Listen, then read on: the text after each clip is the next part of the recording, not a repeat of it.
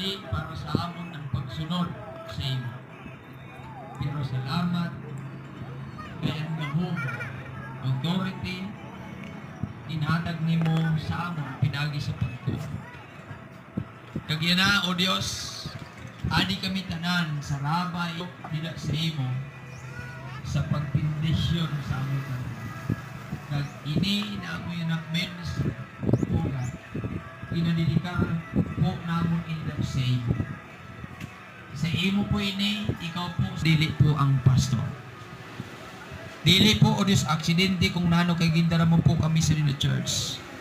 Dahil sa imo pambihir na plano nabati namo yan na ali sa imo surugon. Kag ipabatyag mo sa amo yan na ang imo na mabatyagan na sa Lino Church.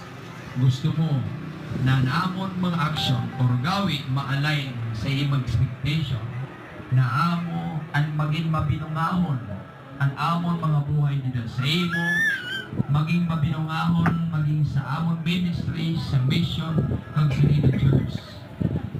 Lord, salamat po kami na nagatiwala sa imo kag inilip ako namon inida sa imo namon mga trabaho na amon mga sarado kami. Kag yana ani po ini na yung mga nina inalip ako sinadya sa imo makapangyari na kami. Di ko masinaw Diyos ma-mention mo sa lusahan pero kilala mo sa inda at tanaw sa kag yana ako sa nagtataas ko sa